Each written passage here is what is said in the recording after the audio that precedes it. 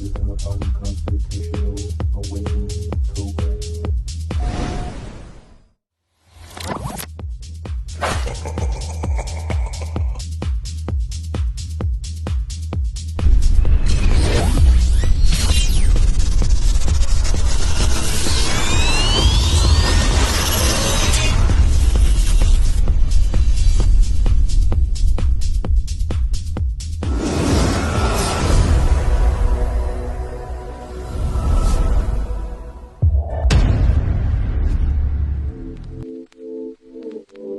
Liftoff will start in T-minus 10 seconds. 10, 9, 8, 7, 6, 5, 4, 3, 2, 1. We have ignition. Brought to you by KD Consulting Redesigned.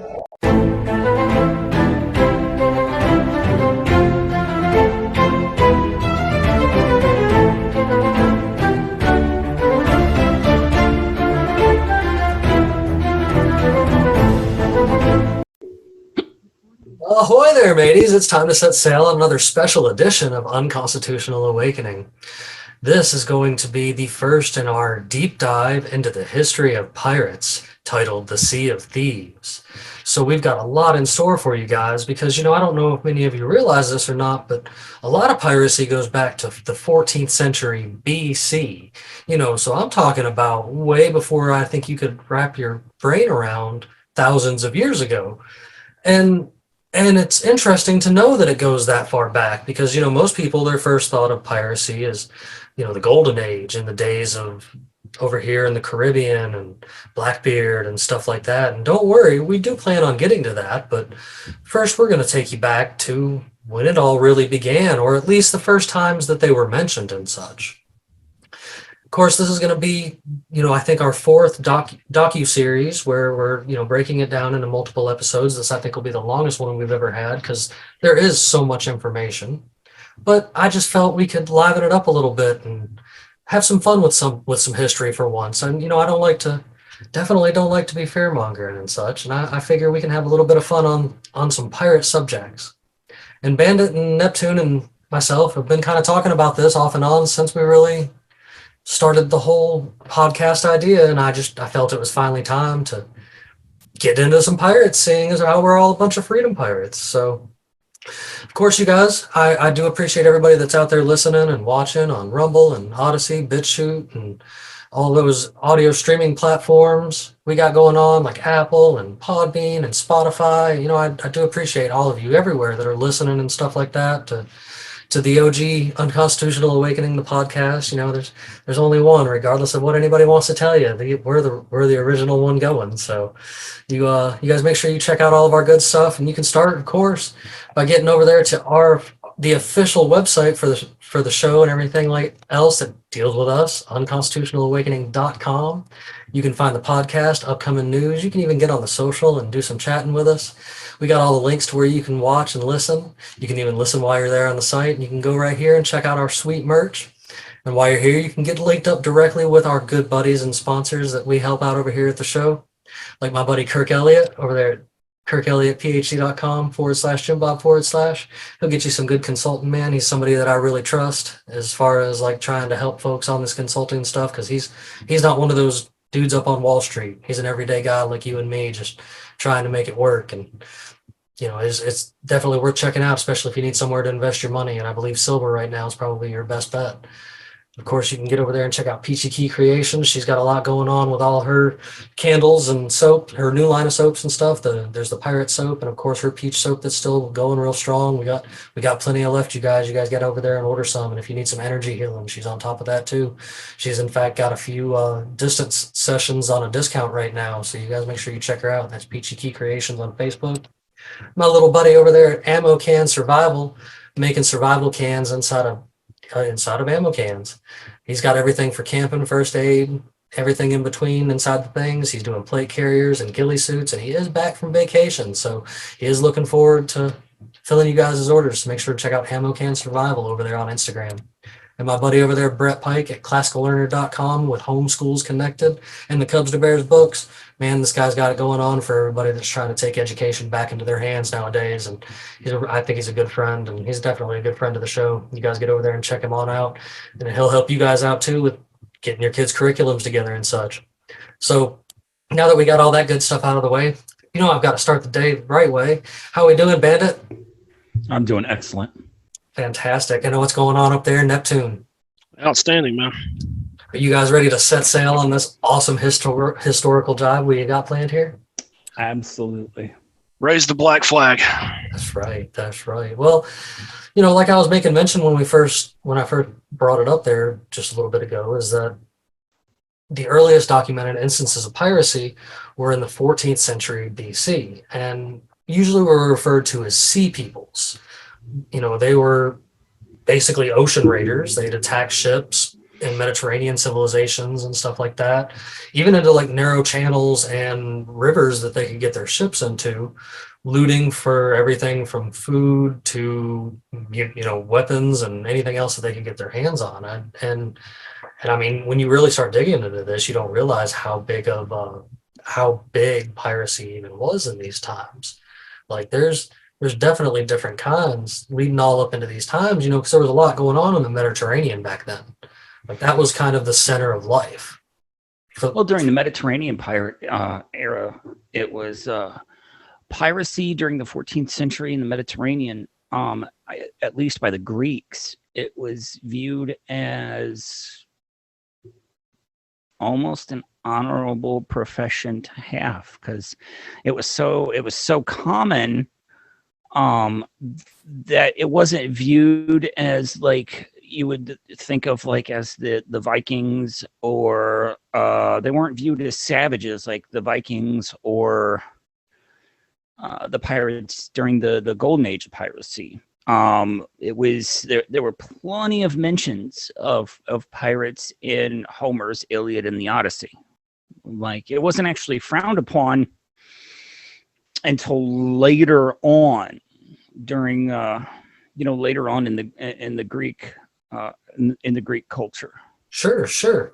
Well, if you go back far enough to actually some of the first written accounts of piracy, there is even some notes from the 12,000 BC Roman and Greek ships that did exist at the time, because they did have boats. People think that it's out of question that they had boats back then, but you had I'm going to say it wrong. It's what's that one that I keep saying wrong, Bandit, with the PH? I want you to go ahead and say it because I mess it up.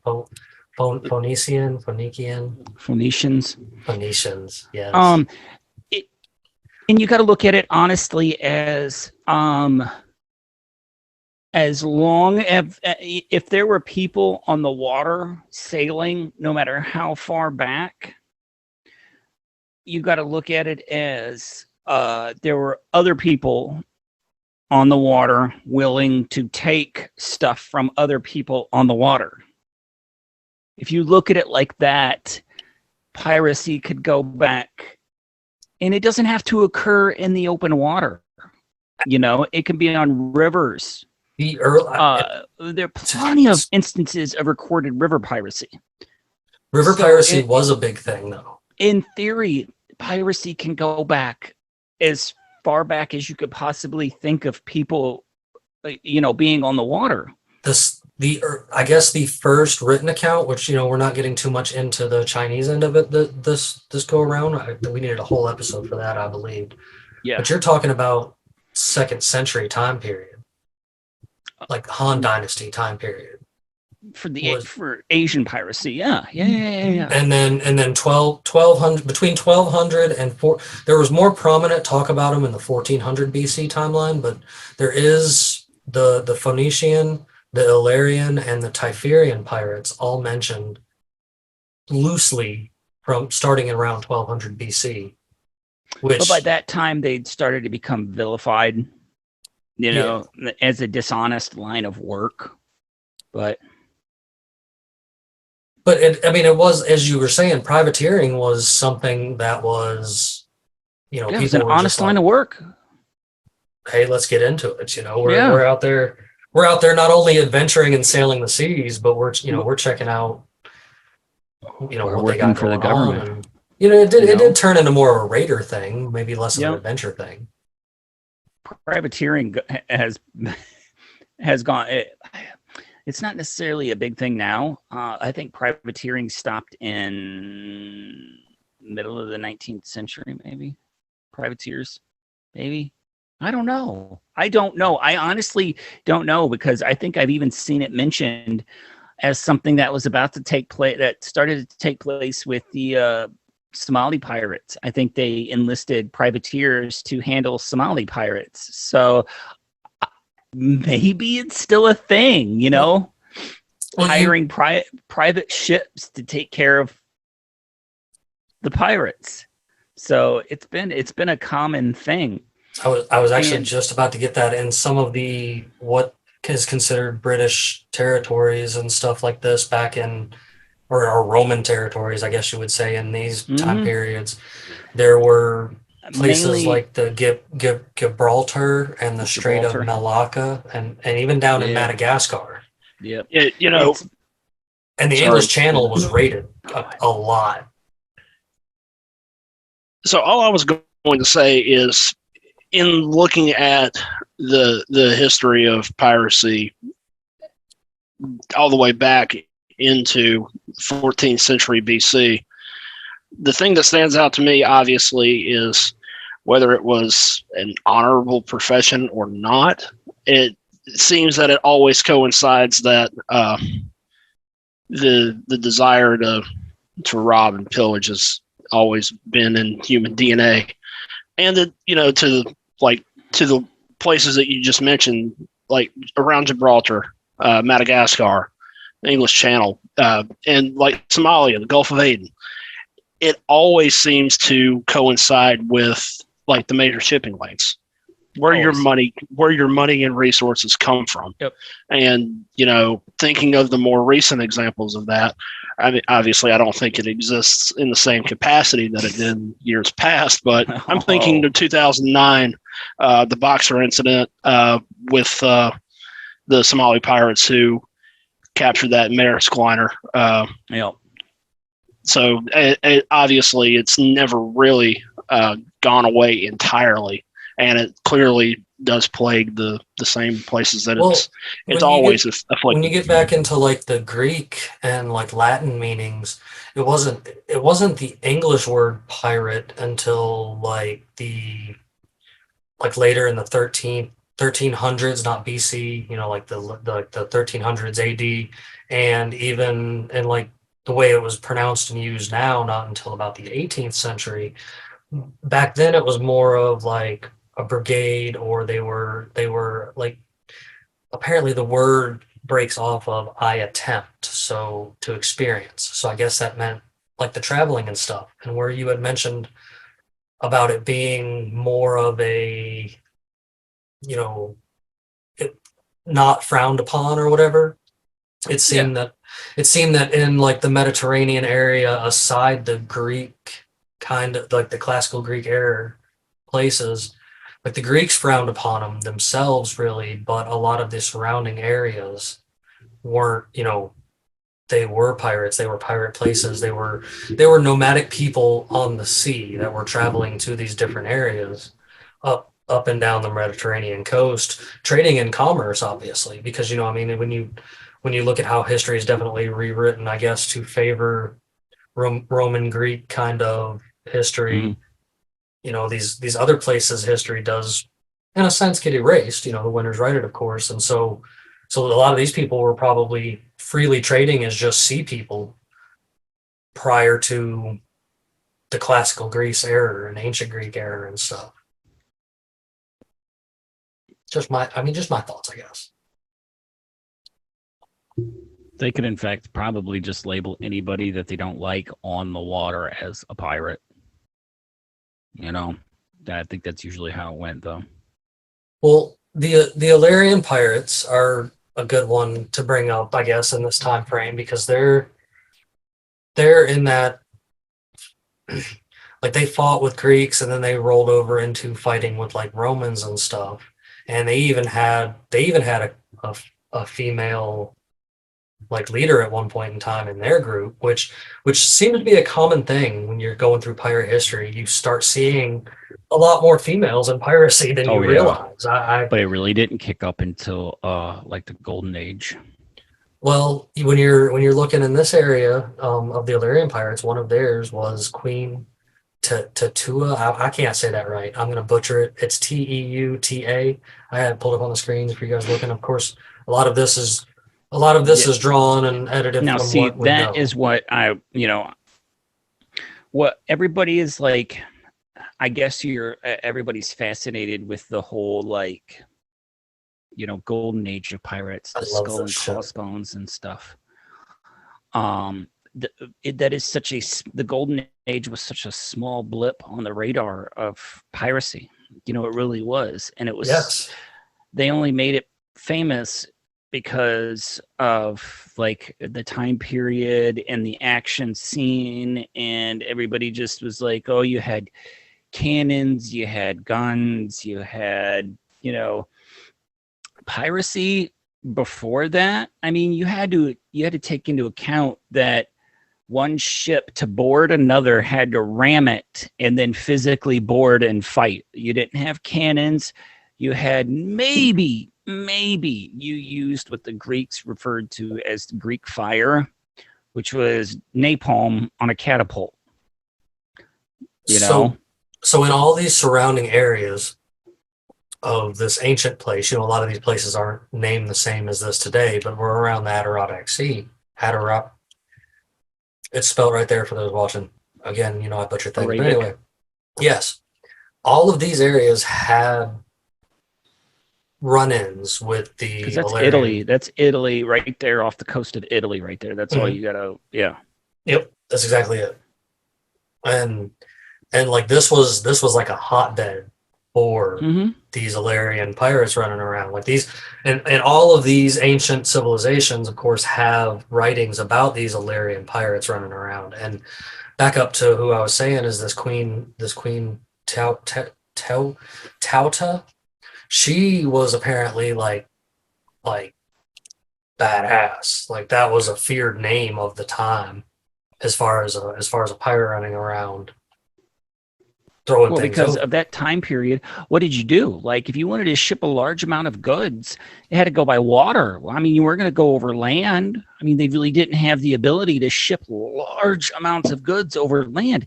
If you wanted to, you got a ship and you loaded it full and you shipped it over water. You didn't have the land shipping that you have now, or even a couple hundred years ago. You just didn't. You shipped it by sea, and we still ship large amounts of stuff by sea. But then that was the main stuff. So what'd you do? You wanted to make something real quick. You took a ship, And so these Illyria people were known before, like their king or whatever. He was known for sending out these pirate ships to go to these places and do exactly that, take this and that and bring back. And when he passed away, the queen continued off, and she actually became more on the seas than kind of not.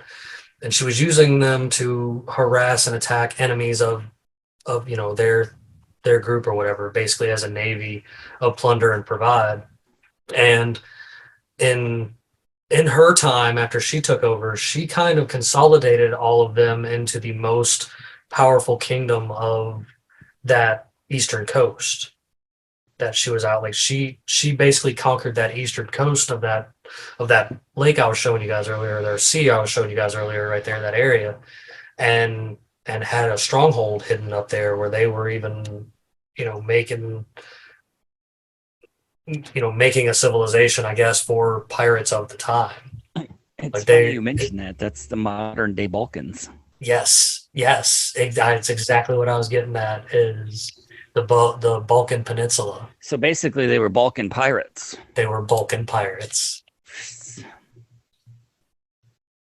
That's frightening, because in that area has been forever war. Like, I don't think there's ever been a time when that area of the world has been in some type of conflict with somebody over something. Yeah, like ever. So imagining them as pirates that's kind of frightening, you know? So she did try to make like a peace treaty, I guess, with the Romans at the time. But then she started ordering like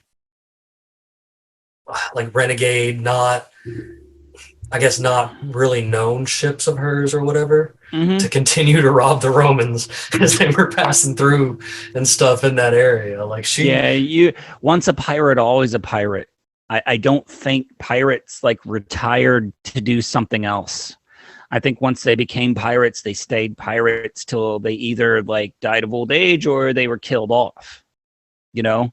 In fact, I don't think I can ever think of besides a few, very few pirates that lived to old age.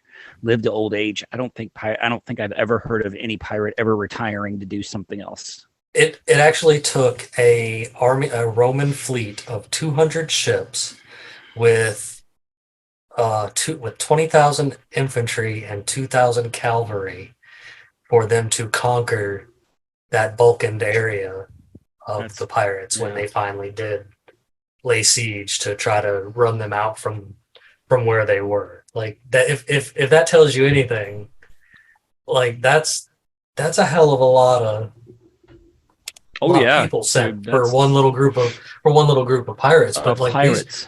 These Illyrian pirates were known for their battle skills and their war front and stuff like that. Like that was something, they were good at coming up with the craft of war. They had to be, because you didn't have the means by which pirates later on. You didn't have cannons to sink the ship. You didn't have gunpowder. Well, maybe they had gunpowder. You didn't have the cannons. You didn't have muskets. You didn't have any of that. These were mainly open compartment row ships. And I mean, they were suited for, I wouldn't say shallow water, really. Neptune's the Navy guy. He would. So, well, okay. At the same time, though, that we had these going on out of the Greek lore, out of the Greek side of a lot of this, they were also naming a group of pirates that were the Tyrrhenian.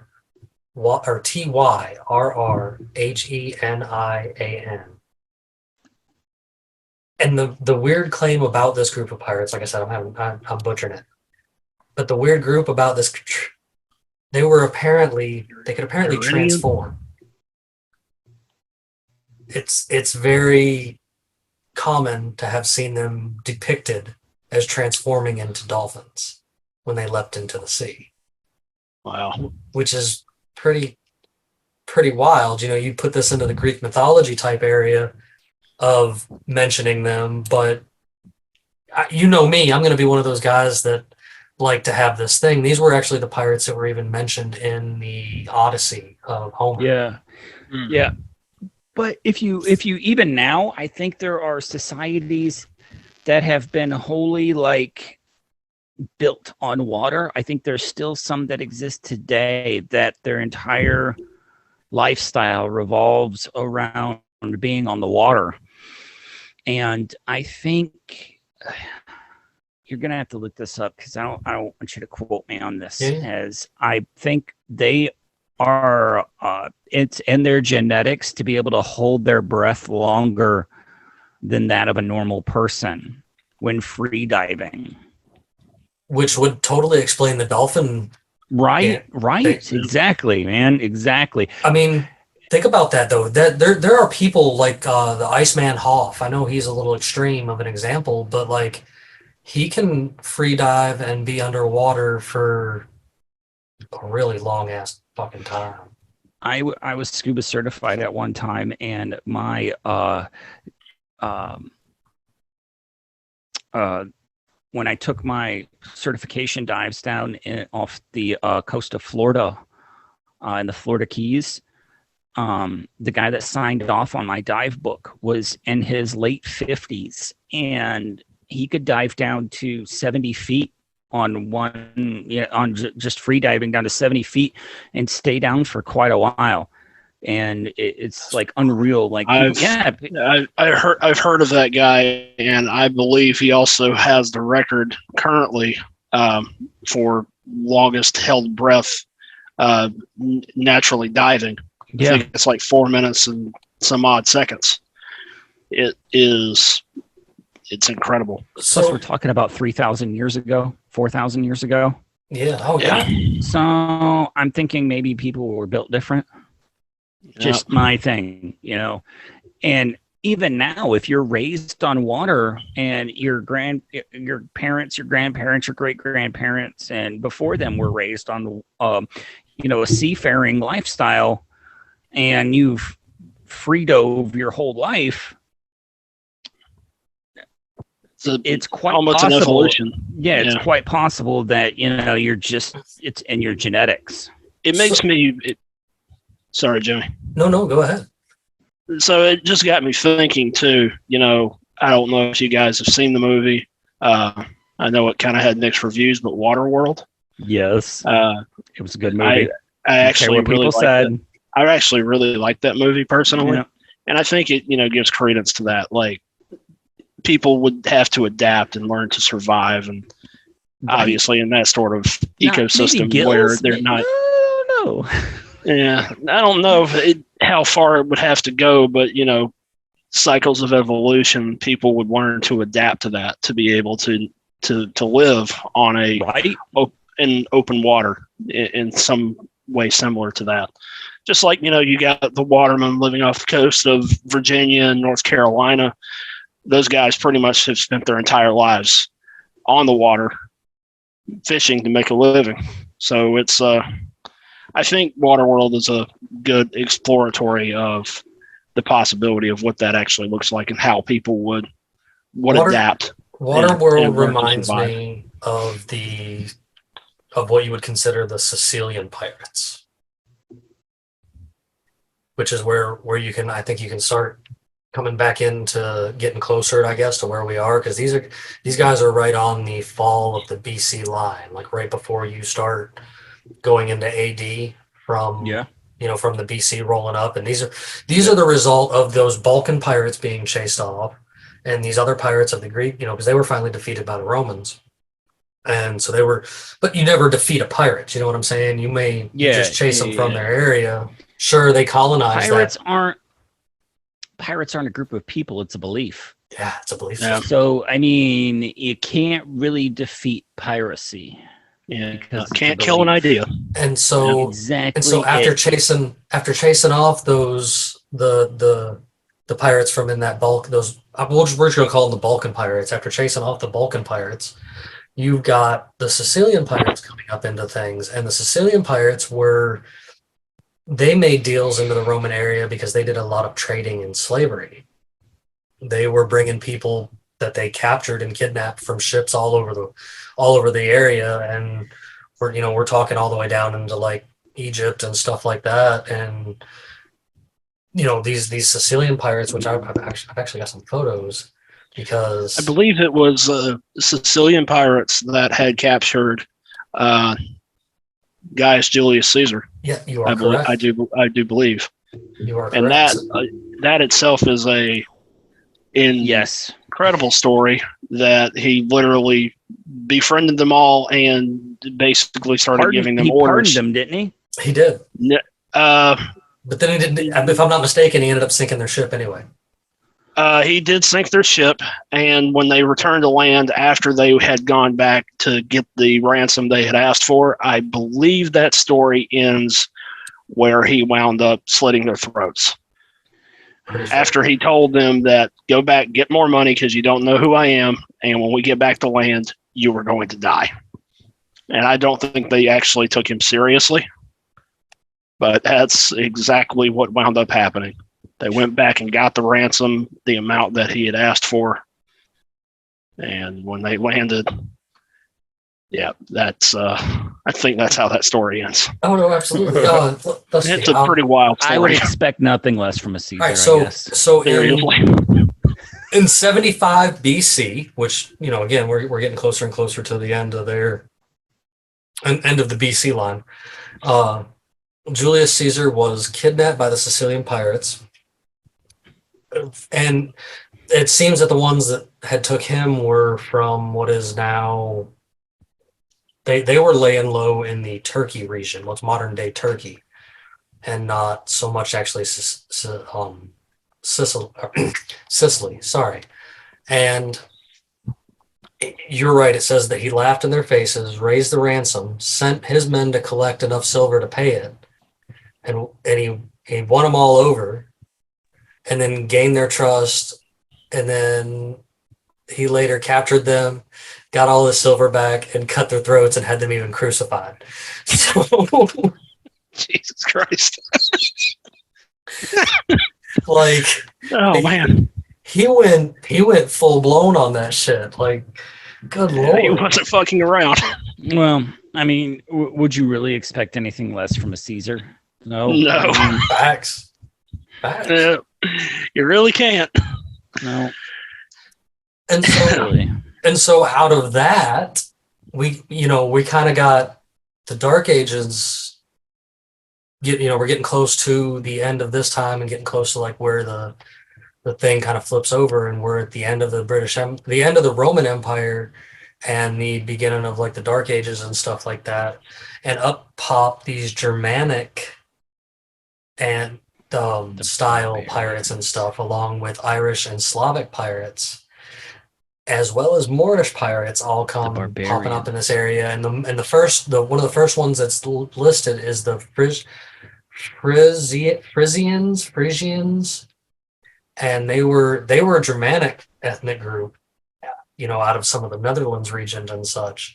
So you've got, it's almost like they changed hands, because you actually do have Roman pirates out there in this area at this time, after like the big fall and stuff. And I don't want to segue too hard into making a point of talking about military inventions and progress out of this, but there's something worth noting about all of this, Bandit. To the point you were bringing up earlier, is naval warfare is almost a byproduct of the fact that piracy exists, right? Because Greek fire, you mentioned earlier, is basically napalm. It's an early freaking flamethrower. So you don't have real logical means to attack someone on another vessel other than like bows and arrows.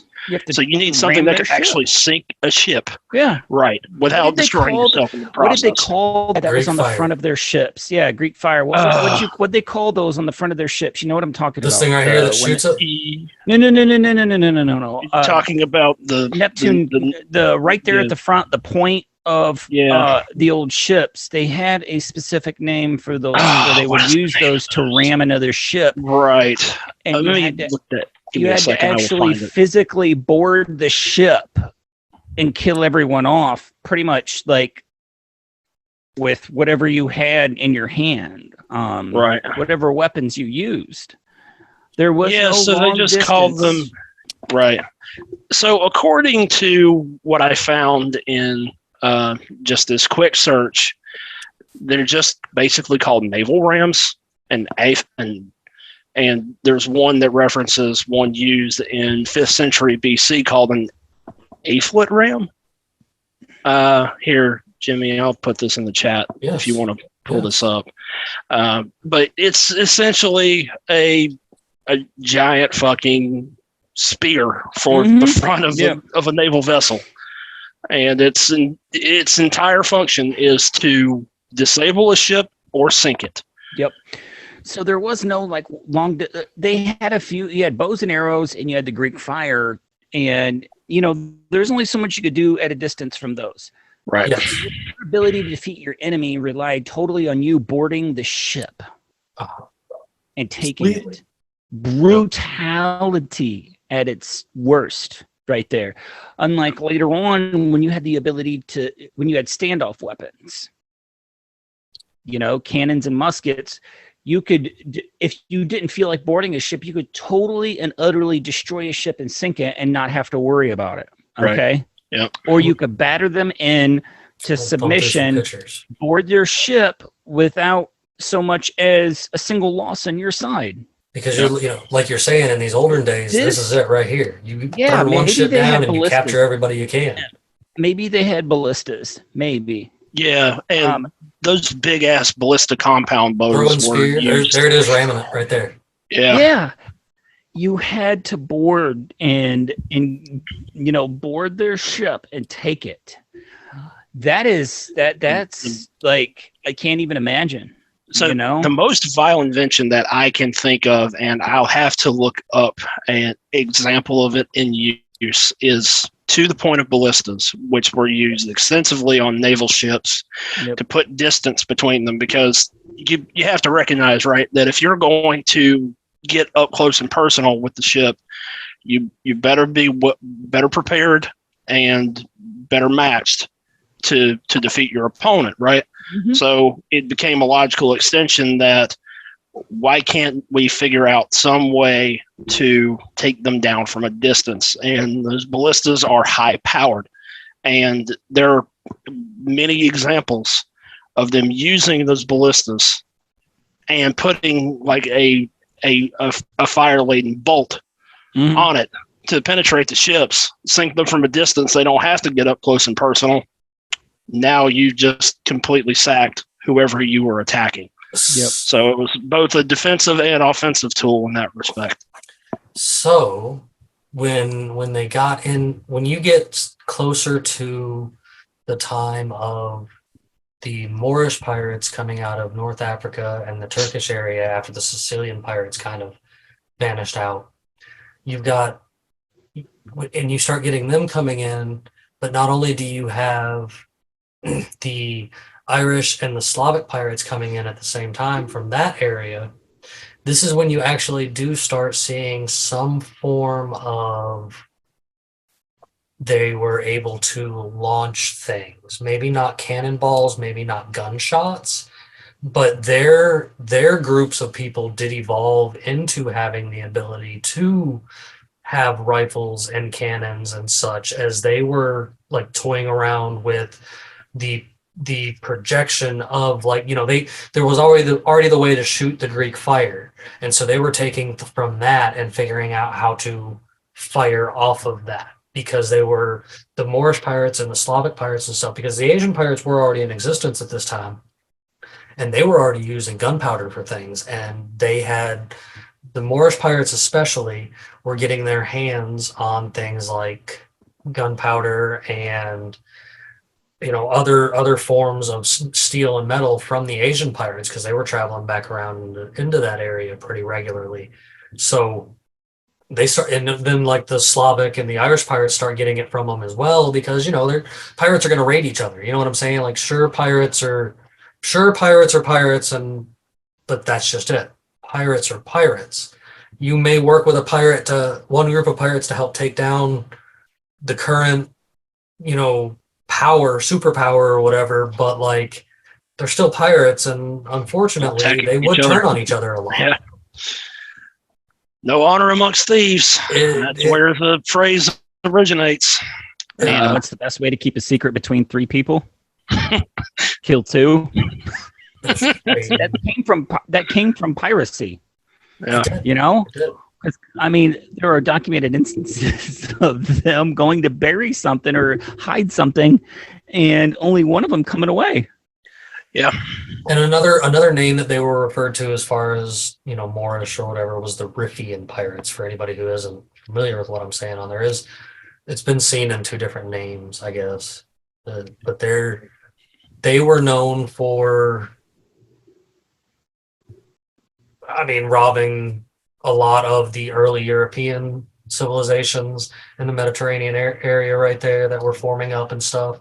And then also being known to go back into like India and that side of everything, like back towards Asia and stuff like that. So It's amazing to see that all these folks were out there traveling amongst each other and amongst these seas, because people find it, when I suggest that think places like ancient Africa, like ancient Egypt or Timbuktu, which at the time were like the New York cities of their time period. You know what I mean? Like those were big superpowered cities. And when I make suggestions that in these early AD times and these 1300s and 1200s and stuff AD, that these pirates were out there running around doing their thing in immaculate ships already, that it was very plausible that they were already sailing back and forth to areas over here. I mean, with the fact that you have Vikings and stuff sailing into the Americas in that time frame, you've absolutely got to have, Africans, Moorish pirates, Turkish pirates, Irish pirates as well, going into these areas and going into the Americas and stuff. And I'm big into theorizing that there was a lot of established things already here prior to colonization, and they didn't build a lot of those immaculate buildings we see throughout history. It just doesn't seem plausible. So, Yeah, I agree. So were these pirates bringing people back and forth and hiding over here in what is today America and South America and stuff? Like I know Bandit loves bringing up how in South America they keep unearthing all this stuff. So, I mean, I wouldn't be surprised to find entire remnants of pirate civilizations in areas like that, and out of time frame, like that would throw people off and stuff. Because Right. if they're already traveling the seas of the Mediterranean and the seas of the Pacific and the Indian Oceans and stuff like that in this time frame, they're absolutely out there trying to conquer the Atlantic as well. Yeah, there is very good and strong evidence to support that, like so many, especially the Golden Age, so I'm kind of getting ahead of myself here, but so many pirates during that time frame, including Blackbeard is a notable example, who had his ship washed up off the coast of Hilton Head Island just north of here.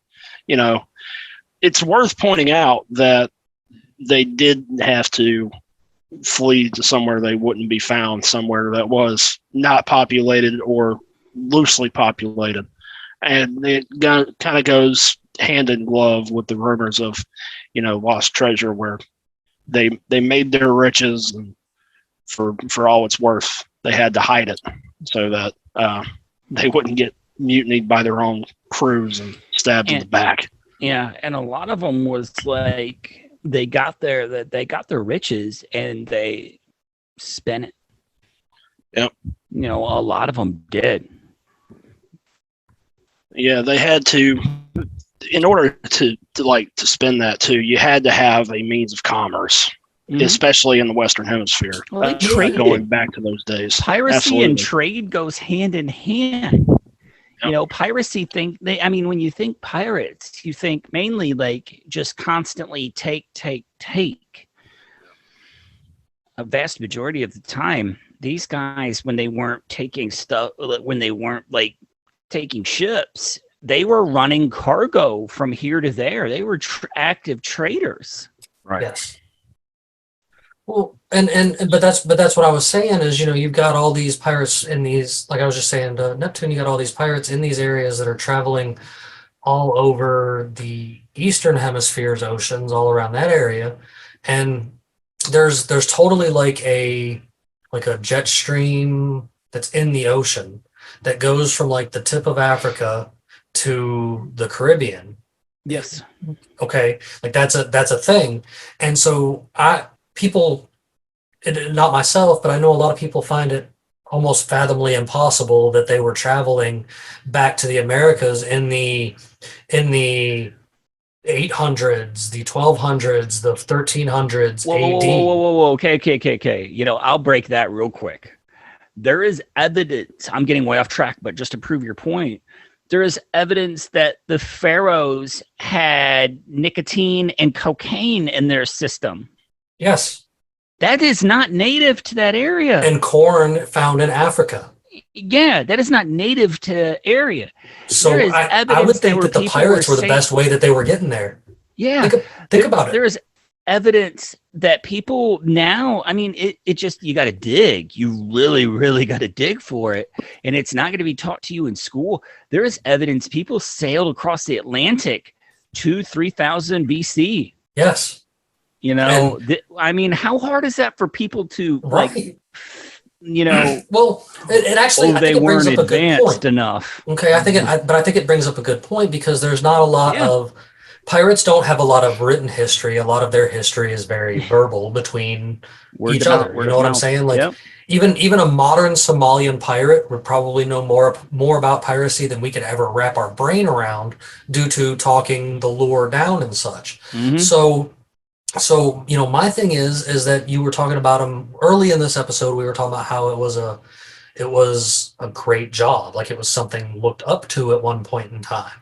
So I wouldn't find it beyond these Roman empires, these Egyptian empires, these Greek empires to have hired pirates to travel across to the Western Hemisphere and see what they could find and what they couldn't find. And, you know, this might actually explain how these pharaohs had these drugs in their system, how corn ended up in Africa before it needed to end up in Africa. Pirates could have had a very, very big influence on all of that because these pirates were sailing in the seas before anybody can wrap their head around a naval ship being built. Like these guys obviously learned how to build these ships from somewhere, right? Like it's not like people made ships that could make that travel in until the 1500s when Europe was being strong. Oh yeah. Absolutely. Go ahead. In order to fund a exploration, I mean, that's a significant chunk of change that you have to come up with. Well, shit, man, I can hire these pirates for, 100 pounds of tobacco and a kilo of cocaine, and they'll do it for me. And it's off the books. Oh. There's no paper trail. Yeah, so it's just going to be a word of mouth. And then maybe I can take credit for it. I mean, seriously though, it's amazing to think that these sea people have been out here sailing these seas since man was able to start writing things down, basically. Yep. I think it's something that's greatly looked over on a regular basis because, as you made mention of the water world thing earlier, sure, a lot of people have lived inland and on land all throughout known existence, but just like not knowing much about the oceans as it is, these people had to be out there not only mapping these oceans, but traveling these oceans and living lives at sea. Like it's completely plausible that there were just... They did it because they had to. Yeah. It wasn't and some they government probably funded... Right, and they probably had better success hiring pirates and mercenaries over them paying a Spanish buffoon to get lost halfway around the world. Magellan? We're talking about Magellan? I'm talking about Columbus, yeah. Oh, Columbus. Yeah, I mean, seriously, though. Who are you going to trust more? Somebody that has spent their whole life on the sea, or somebody that you're going to hire to do it and you got to pay a shitload of money and you might not get it done. So that actually brings us, I think, into a little bit deeper on the idea of the Irish pirates and the Slavic pirates and the Nordic pirates, because you've got them from 400 AD all the way up to 1780. Let's just call them for what they are. That's the Vikings. True, but that's 1,400 years of pirates of one group. Like that's a stretch. You know what I'm saying? Like that's a big stretch. So their entire that goes into as far to assume that they had an entire culture built around that. Yes, that's what I'm saying. Like still do. Yeah. So you figure and like you made mention of the Vikings, you figure though in 400 AD, the year 400, these pirates were up there sailing the seas already in the Atlantic Ocean, on this side of things. So it is completely plausible, and that they were definitely traveling here into the States to maybe not only hide things in Canada and stuff like that, to not only Leif maybe hide things, but Erikson. have their entire civilization here. Yeah. Leif Erikson. Yeah. He land in somewhere in America like 300 years before Columbus did? Correct. Even come close. Was it that? I think it was further Might out have than been I thought it was further- further might out have than been that. further I'd have to look it up. Nobody quote me on this. I'm not an expert in that, but yeah, Leif Erikson was here before Columbus. I mean, and Columbus didn't even land in fucking America. Yeah. Wound up in Cuba. So let's not, Idiot. yeah. So piracy has been around. I mean, piracy has been around for a long time. I mean, man. okay. See, this is I guess the importance of the Irish pirates, I guess, is kind of, and these Viking pirates or these pirates of this time, because without these pirates, St. Patrick probably wouldn't exist. Yeah. Well, a lot of the waterways wouldn't be mapped either. Yes. Without pirates. Yeah. They mapped the Caribbean. 100%. Yeah. Especially especially this group that we're talking about now, which usually get referred to as Vikings or Irish pirates, is what you'll usually find this information under. But it's the same kind of group, the same kind of area. And it's really hard because this hasn't been Hollywoodized. This era of piracy hasn't been Hollywoodized. So when you get into it, it's not going to be as abundant online as everything else, because this era it's gonna take some digging and really looking through history to find this stuff. So that's why it's still like it could be. But this is here's another one of those instances where you're ending up with another pirate queen, because in the Irish considered side of it, you had the Queen Granuaile,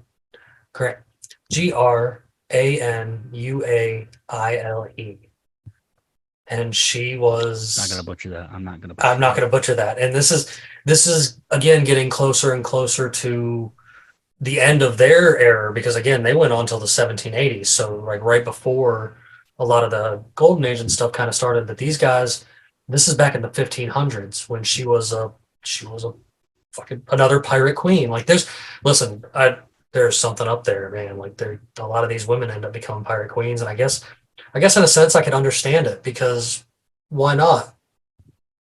Why not have that mother figure that all these dudes are probably looking up to, in a sense. Mama issues. She probably, yeah, absolutely. No, they probably have mommy issues, but most of these guys, you figure these are outcasts of society at our I guess I relate with pirates so well, being an outcast my entire life. And pirates are most definitely the outcasts of human society. Yes, and they're idolized in a weird way. Absolutely. It's not always wrong, though. It's not always wrong. You are correct. And we'll get into this a lot in a lot later episodes that, you guys can look forward to. But like, because of pirates, because of piracy, because of Blackbeard, current modern day democracy and stuff exists in the way that it does. Like they are a big influence. Like pirates are an influence across history, not only with like naval and war tactics, but like travel and commerce and trade and stuff like that. These guys were literally trading at a free market, and it was survival of the fittest. If you were taking the chance of trading with a pirate, well, you better hope that you're better armed so that you can have a little bit more respect to the other one that's there, and you know what I'm saying? Because like you can respect each other on opposite ends of it if you know that both of you are capable of killing each other. There was just a more mutual, open respect for each other. You know what I'm saying? Like I don't see pirates as criminals and stuff like that, how they were tried to be painted. if anything, they were probably the most upstanding people there was. But if you crossed them, but they were just looking out for They were themselves. more honorable to their crew and each other than modern day politicians. Yeah. Hands down. Facts. Hands down, man. Absolutely. If you were on that ship, you were taken care of. You were family. They looked as long out as for you their followed kind. the voluntary rules, and contributed, that's all you had to do. And then You only had the pirate code, which it varies. It varies, but if you bring it up, you can come upon your own conclusion as to what the pirate code was. But if you followed the code and did what you were supposed to do, and you lived the good life. So, and this will be another area that's kind of untouched that people don't even really think about either. But this is another group that was considered Vikings or whatever. They were along in this group, but they come out of Russia. It's the same time frame that we're talking about right now in the 12th to 15th century. This is in the AD. We've gone past BC, but like these guys are like Russian pirates, and I don't know how much most folks know about these Russian pirates, but it's going to be like a lot of modern Russians because they're badass. Like, but this goes back to them having a mutual agreement kind of thing, because you've got these Irish pirates, Russian pirates, Nordic, Slavic, and like you said, there was a pirate code. Like there was a way that they kind of had agreements and articles of how they did things. And they just kind of voted on it with each other. I don't know if Wikipedia is the best. Hold on, I got something. It's a high level. I mean, it's very cursory, but I've got a better example of this. Okay, that's fine. Hold on, I'll send the link to you, and then somebody can pull this up for me. But they did have this code in between each other where they were kind of setting these rules for one another. I mean, again, like we talked before, even though a lot of the things we believe in as anarchists or pirates, how I consider myself, like it's not that we don't want rules, we just don't want rulers. Well, yes, and I think with that would it go more with, because we have a difficult time explaining anarchism to people that don't like, there's still that stigma. So yeah, they'd be more like mutualists or volunteerists. Absolutely. Everything is shared and you have to volunteer to be. You basically, I don't think I've ever come across, but I could be very wrong. And if there's any viewers that want to say, hey, comment on the page and say where we were wrong on something, that'd be awesome. Yes. I don't ever feel like I've run across like examples of pirates conscripting crews. I can't actually think of anything either. I don't think it was all voluntary, and they all shared everything. You were supposed to share everything. So it's mutualism and volunteerism. Wouldn't necessarily say. And it could, and anarchism. I mean, all three of them could very well fit right into that whole pirate way of life. I posted a better link to the pirate code in the group chat. You want to check that, Jimmy? I'm trying to pull it up right now so we can have it. Yeah. Yeah, I found actually a really good website. That's actually a really good website. Yeah, I just plucked one from Way of the Pirates, so you can take a look at that one too if you want. That's exactly that's the link I sent. Is it? Oh, okay. I got it to pull up. Yeah, right. Yeah. See, I mean, you got the right way of looking at it, man. It's the better of the links. Here we are. The Way of the Pirate. This is exactly. Oh no. Here, click the link in the chat. Yeah, got it. How many tabs do you have pulled up, dude? That could have been an issue with them. Holy crap! Yeah, that is a lot of tabs. Jeez, that could be an issue with your internet crashing. Or this is everything that we're doing so far today. Yeah. So guys, there is going to be a lot of things to reference for that because I want you guys to dig into this. No. I can't imagine what your windows would look like. How many icons you would have up on your windows, dude. This window is just for this episode, and I know, dude. After I copy it all down, when I'm done with the episode, I just close this tab. No, I know, man. I know. Neptune is like, man, I bet he has like 1,000 icons on his desktop. We love you, man. We love you, dude.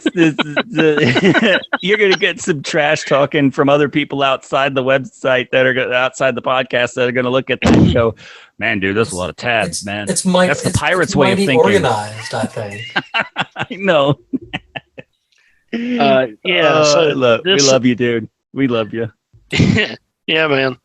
So this looked like a pretty good one. Like, it references a specific list of rules from a book called General History of Pirates. Yes. From Charles Johnson. So it lists here, and obviously some of this language is archaic, but don't steal, don't fight, don't rape. That's kind of the big three. Yeah. Yeah, no. Do no harm unless harm is done unto you. I mean, what is that? Yep.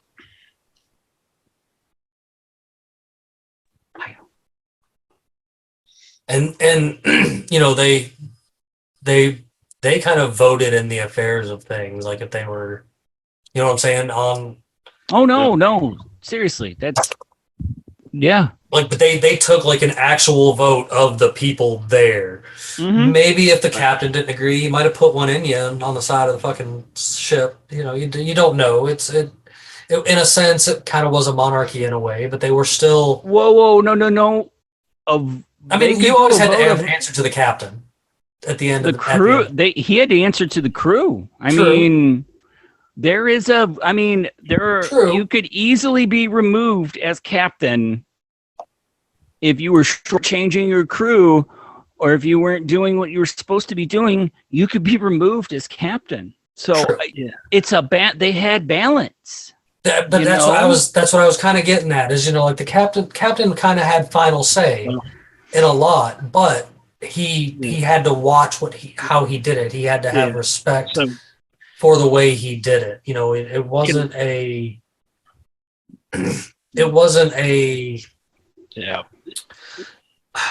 rule with an iron fist. Kind of like an informal delegation. Yes. You didn't rule. You couldn't rule with an iron fist. Yes, you couldn't rule with an iron fist. Yeah, because mutiny and they would keel haul your ass. On that note, so there's one probably, and this is my final thought, I think, for today, Jimmy. If you want to pull up Captain John Phillips of the Revenge, he was a pirate during the Golden Age, and he had developed a code of conduct for his vessel. And I believe, ironically enough, that wound up, as you guys mentioned, wound up biting him in the end. Yes. When his own crew had released the prisoners and they killed him. Yeah, this was early. This was during the same time as like the Irish pirates and stuff were getting ready to end out. Like they were. This leads up into the age of the Golden Age and stuff like that. Right. You are correct. But like, yeah, he did. He bit off more than he could chew. He did exactly what he shouldn't have done, and they yeeted his ass out of the group. Yeah, that is textbook mutiny. No. But that's where it got out of hand. You know what I'm saying? Yeah. But for the most absolutely. part, throughout a lot of the things that you find and see, it was all mutual. It was all they talked about it amongst the ship. Those were the only people you knew. You know what I'm saying? You see those same people day in and day out for Lord knows how long on the boat, if not your whole life, or in a lot of cases. A lot of these guys grew old, and they either grew old and died or didn't make it very long and died because they piracy didn't is make a it very dangerous long. job. I know at least the crew didn't make it very long. Or they vanished. Yeah, because like over here to the Americas, south and north and stuff like that. Oh yeah, scurvy was the number one killer on a lot of the vessels that traveled the open seas, especially for years at a time. Disease. And the thing with rampant. scurvy is what you just think of like the teeth problem. Scurvy happens when you don't get, like, mainly it's vitamin C, but there's other factors involved with that. The most gruesome being that all of your old scars reopen. Yes. Yeah, that's terrible to think of. It's a way to that's a horrible way to die. Yeah, that's life at sea. At least then that was life at sea, man. You didn't see a lot of people reach old age and say, "No, I think I'm gonna retire the next year." No, musket ball to the face. You're done. That's just the way that it went. Nice. But your time, Jimmy likes to say the pirates were some of the freest people to ever grace the planet, and he is right. That time you lived as a pirate was some of the most free you could possibly imagine to live. Yeah, because even if you're dying young, you're living more of your life, the years that you're alive. Seeing things no one else is ever going to see, traveling places no one else is going to travel, eating Live things fast, no die one young. can imagine of. Yep. That's where these great stories of things like mermaids, Bigfoot, Loch Ness monsters, sea monsters in general, all of this stuff comes from somewhere, and it comes from a lot of these guys out there spending their entire life on a boat, traveling to different places to land, traveling, and sure, they were robbing other boats for their needs to survive, but hey, that's a different subject, and I bet you if you really dug to the bottom of it, there could probably be a lot behind why they did it, because pirates were always persecuted. In the very early ages, it wasn't so much persecution, but the Greeks and the Romans began persecuting all of them and chasing after them and demonizing them, and they were turning these free sea people into the enemy of the state. So these free sea people were doing what they found necessary to keep their freedom and keep it moving and become the most legendary things there is, I believe, in human existence. Like I don't think there's anything cooler than a fucking pirate. Like, yeah, sure. You might have died at 30, mid-30s. Maybe you made it to 40. And you get this awful stigma only because of certain governments wanted to crush them, giving them bad stigmas. No, Karen, you at 80 years old, being a member of your HOA, you are more evil than a fucking pirate. I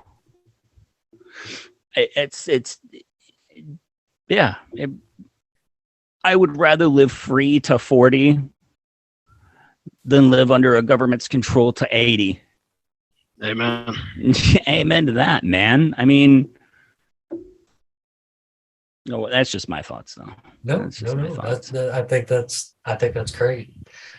So of course, this has been the first episode of the next docuseries here on Unconstitutional Awakening, the podcast, where the next chapter, I believe, we're going to start leading in to something that kind of ran beside this situation, but isn't really spoke on too much, but is a little more known, which is the Asian piracy, because it as well goes back to the BC era and travels kind of side by side in its territory, leading up to what we all call the golden age of piracy. And I believe that covering both sides of this is a good place to lead up, because you've got pirates of pretty much every known culture, ethnicity, walk of life there is, coming from the Balkan area, coming from the Mediterranean area, coming from the African area, coming from the Russian area,